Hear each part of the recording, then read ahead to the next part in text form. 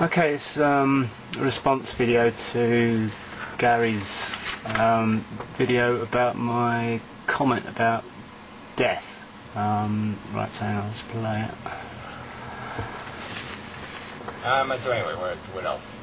So this is the actual video. Yeah, so this is what a rational comment looks like. Death, colon. Thank you. I don't think you need death to make room. Death happens in a world hostile to complex, fragile things. No. We don't die because of our fragility. We don't die because we wear out. We die because we are genetically programmed to die. That's the truth of it. We're genetically programmed to rot. Sea turtles can live hundreds of years because, we really should have figured out what's different between them and us. I mean, it's a genetic component in there somewhere. But anyway. I guess I did qualify what I said there. Did qualify what I say, but anyway. I mean, sure, there's a genetic component to it, and maybe talk about that a bit later. But the point is that it's just entropy, right? There's just many more ways for things to go wrong than there are that go right, or more ways for things to not work than work. For anything to be observable in the universe, it's either going to need to be very robust, like hydrogen atoms or something, or need some process to replace it, or replace that which is lost. I don't know, puddle, that's evaporating, is replaced by rain or something like that. Or it needs, or it requires work, to, in the energy sense, to maintain it. Things fall apart when you don't maintain them. Anyway, and other organisms have. So there's always going to be a balance created. But my argument was that the initial life forms are the ones that create. Death was created billions of years ago because those initial life forms just replicated constantly. And so there had to be death built into it because you wouldn't do first. Sure, but the balance thing is an emergent property. Yeah, it's not that the DNA needs that balance or that balance is selected for. The kind of balances that we kind of see in nature, I don't know, like predator-prey relationships or whatever, emerge as a result of conflicts, of forces colliding to cause that balance. Reduces the amount of reproducing you can do, technically, right? I mean, if you've got a bunch of dead wood, so to speak, old copies. So, the whole idea of evolution is to keep making new copies and creating mutations. Because the mutations are the whole idea of evolution. Like you say, in your videos, it's about getting yourself, something into the future, genetic material into the future, and mutations and selection acting on those will affect that, sure. The thing is that those processes happen in populations of individuals that are competing with each other. So it's hard to see how killing yourself early will benefit you, your DNA, unless your offspring have kind of exclusive rights over those benefits that you're forfeiting, like they would in programmed cell death in development, for instance, or or in social insects, where the workers have a greater investment in the offspring of their mother than their own offspring, and stuff like that. So so killing yourself or programmed death might well help the population, but that kind of altruism, if you like, in the true sense of the word, is because you're helping your competitors, right, as well as your own offspring. Is going to be easily exploited by cheaters, basically. Fertile ground for improvement. So you're going to reduce your chances of improving your genetic code if you have a bunch of dead wood, old wood, still functioning, still producing.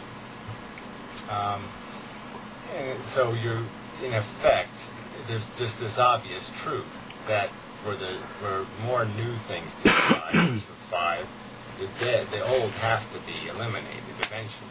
Okay, so the longer they live, the more of a liability they are to future generations, because they're going to eat the resources that the future generations would be eating.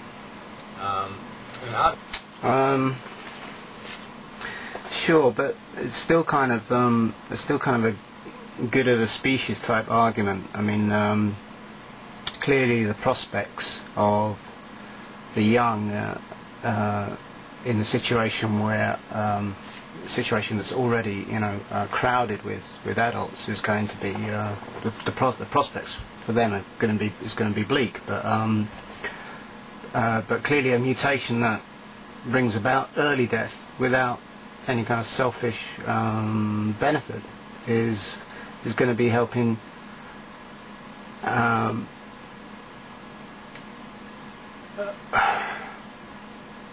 is going to help the situation, but it's going to help the situation for everyone else too, at your expense.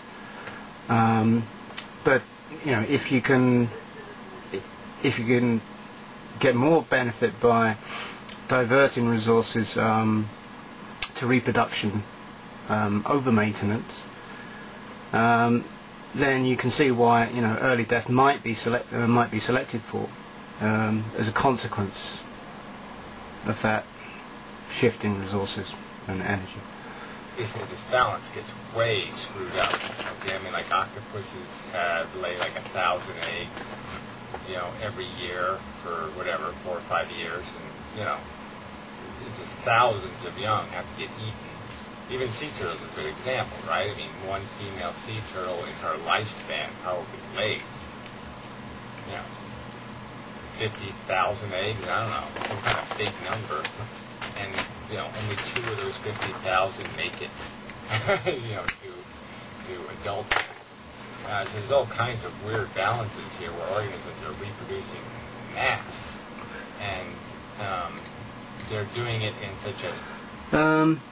Yeah, you can see a wide range of strategies in nature, and at one end you've got brief lives, high fecundity, or low parental care, and maybe at the other extreme you've got long lives, low fecundity, or massive investment in parental care. Sloppy way. Part of it's like they sloppily produce the young, so the young get eaten to pieces. And so part of it's their biology is probably creating the liability, and the other part is the environment creating the corrosive circumstance. But there always has to be this balance, right? I mean, you're out of balance, replicate in an excessive number, and there's no place to go, right? There's no place for the excess population to go, then you're in big trouble. So that you always have to... Sure, but the DNA doesn't care, how it does it. I mean, clearly sloppy works better from the DNA point of view in some circumstances, and the less sloppy in others. Certainly, there's experimental evidence that these life history traits can change really rapidly, within species under different selective regimes, within a decade, in some species. Require some kind of sustainable population. That's always going to be kind of the goal, and to have the opportunity to expand when expansion presents opportunity for that. So it usually happens that I think most evolution, most mutations happen in small populations. They change, become a little better, and then they are explosively grow. And then they have this congestion problem where they kind of overpopulate and probably diminish functionality, and that creates even more incentive for more change. So anyway. Sure. Life does tend to overexploit the resources it depends on. Given half a chance. So, of course, like many species don't get the chance because there are other things eating them or out competing them. But yeah, I just think there's lots of components, but there is a genetic component to our death. It's not about this damage thing. It's not damage that kills us.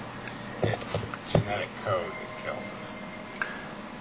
Yeah, I agree that there's a genetic component, but I don't think it's like programmed cell death, in multicellular development.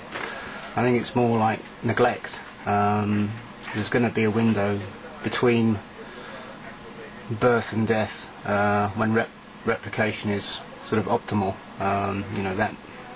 That might be evenly distributed throughout its life, or might be quite narrow.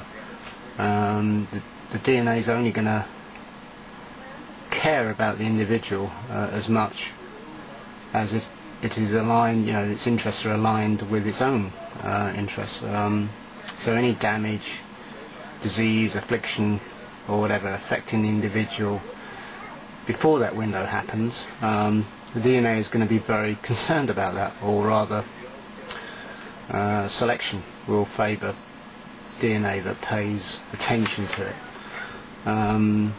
After that window has passed, it's not nearly so motivated.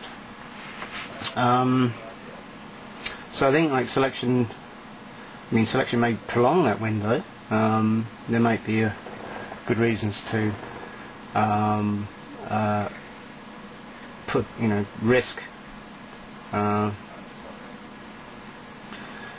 take the risk of early death and for better reproductive output later, or it might well, selection might well bring it forward, bring that window forward.